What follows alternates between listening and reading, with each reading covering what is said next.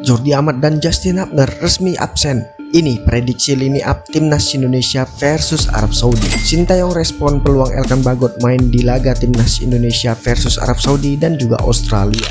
Sintayong sempat ragu panggil Pratama Arhan ke timnas Indonesia, tapi bukan karena isu miring di luar lapangan. Tak ada garansi buat Martin Paes jadi kiper utama untuk timnas Indonesia karena harus bersaing dengan Hernando Ari dan juga Nadeo. Selengkapnya hanya di Region Champion. Sebelum kita lanjut ke beritanya, ada baiknya teman-teman untuk memberikan like-nya ke video ini karena like itu gratis. Terima kasih.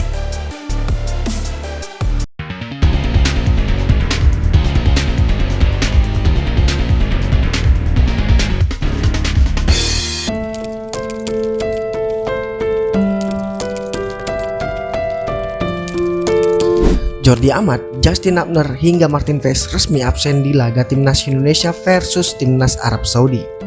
Di laga matchday pertama grup C kualifikasi Piala Dunia 2026 zona Asia, pelatih timnas Indonesia Sintayong mengkonfirmasi Jordi Amat tak bisa bermain melawan Arab Saudi. Tak cuma melawan Arab Saudi, bek 32 tahun itu juga tidak dapat panggilan kontra Australia karena mengalami cedera. Jadi di laga Liga Malaysia, Jordi Amat mengalami cedera dan tak kunjung sembuh. Akhirnya ia harus istirahat sampai 4 minggu ke depan, kata Sintayong. Saya sudah telepon langsung juga sama Jordi Amat dan sudah diputuskan, mungkin sepertinya susah kita bawa, kata Sintayong. Selain Jordi Amat, Justin Hubner juga dipastikan absen melawan Arab Saudi karena terkena akumulasi kartu. Selain itu juga ada Martin Paes yang dipastikan absen karena belum didaftarkan. Penjaga gawang dipercayakan mungkin kepada Hernando Ari. Lanjut ke posisi ketiga, bek sejajar ada Rizky Ridho, J.I. Jess hingga Nathan Joaion. Sandy Walsh akan mentas sebagai wingback kanan dan Kelvin Verdong di sisi sebelahnya. Untuk dua gelandang sentral, Tom Haye dan Ivar Jenner akan berkolaborasi. Untuk lini depan, trio Marcelino Ferdinand wing kanan, Rafael Struijk wing kiri dan Ragnar Ortmangun penyerang tengah masih jadi andalannya. Menarik nanti hasil apa yang akan didapatkan Indonesia kontra Arab Saudi nanti. Pelatih timnas Indonesia Sintayong memberi respon tambahan soal peluang Elkan Bagot main di kontra laga Arab Saudi dan juga Australia.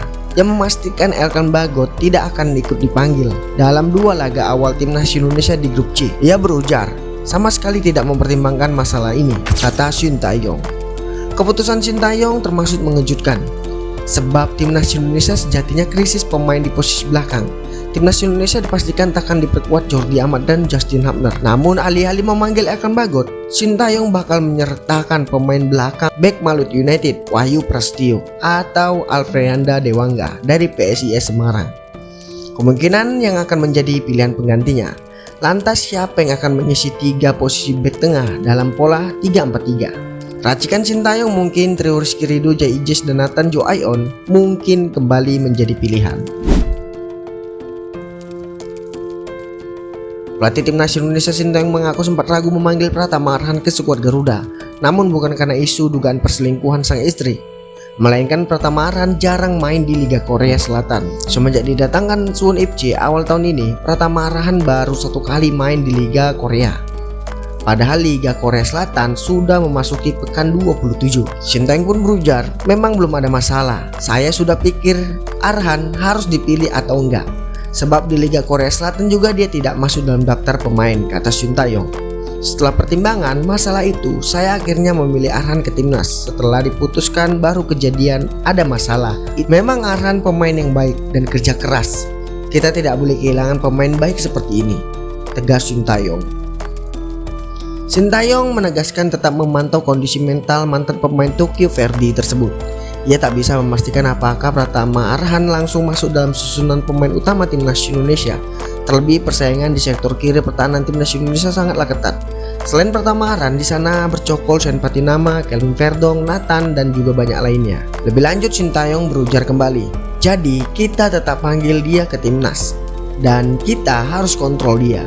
Memang kita tidak bisa jamin apakah dia bisa bermain di pertandingan berikutnya, tapi kita tetap bawa dia supaya tidak kehilangan yang baik, ujar Sintayong.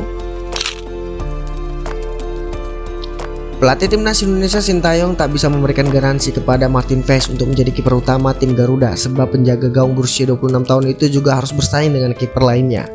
Martin Paes masih absen membela timnas Indonesia ketika berhadapan dengan Arab Saudi dalam partai pertama grup C putaran ketiga kualifikasi Piala Dunia.